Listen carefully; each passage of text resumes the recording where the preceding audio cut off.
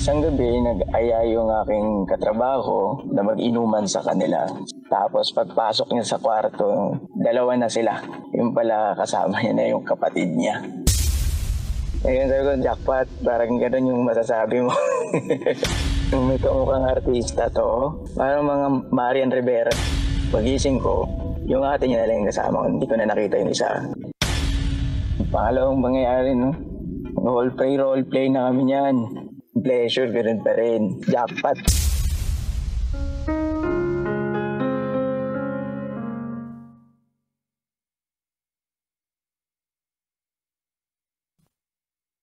Kabisyo, oras natin ngayon sa buong kapuluan, 8:57 p.m.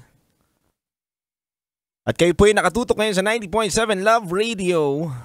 Kasama nyo pa rin ang titindig sa mga pinaglalaban ninyo, DJ Titangelo.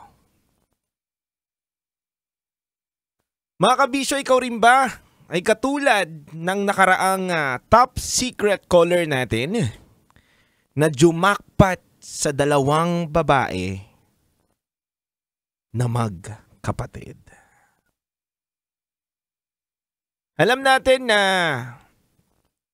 hindi na rin bago at hindi na tayo para magpakahipokrito, di ba?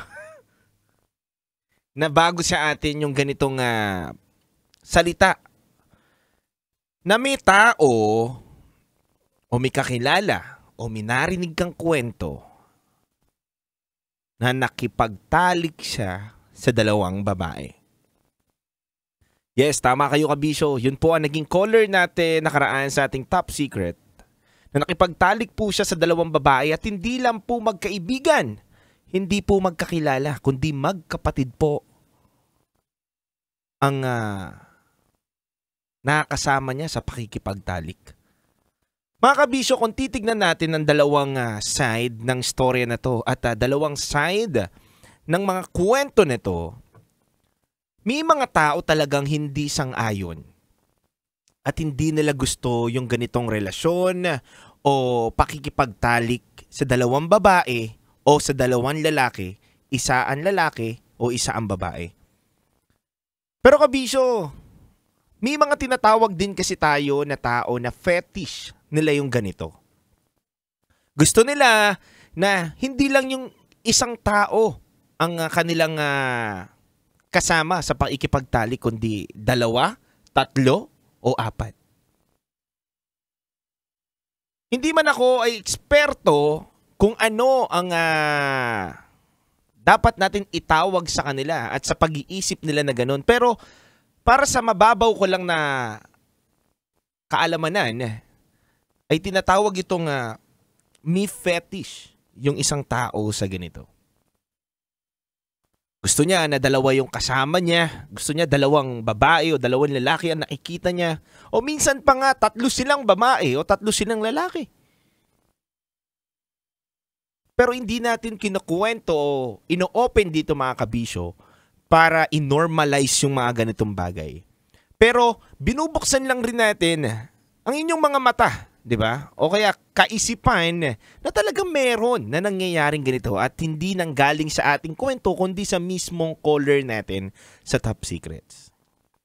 Kaya mga kabisyo, kung may mga kwento o gusto kayong ibahagi sa amin, bukas po ang aming himpilan at ang aming Viber number mamaya sa aming Top Secrets. Pero bago ang lahat, pakinggan na muna natin kabisyo ang isa na lamang kwento.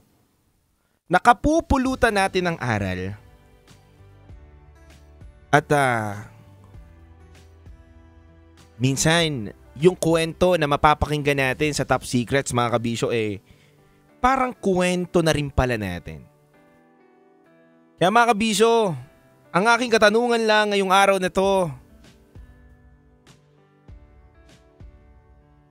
ikaw ba kabisyo, meron ka rin bang kaibigan na maipagmamalaki mo sa sarili mo at sa ibang tao na hindi umalis sa tabi mo? Sa madaling salita, hindi ka iniwan sa kabila lahat ng iyong problema. Sabi nga kabisyo, minsan hindi lang din sa pamilya natin makikita ang totoong pagmamahal.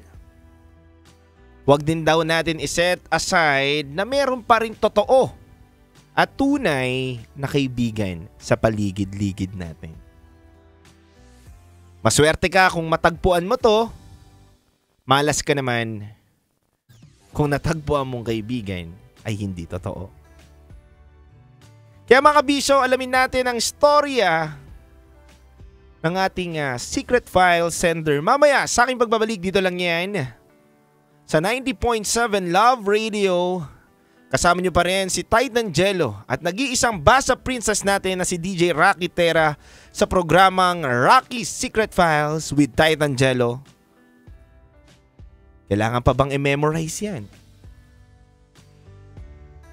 Basic.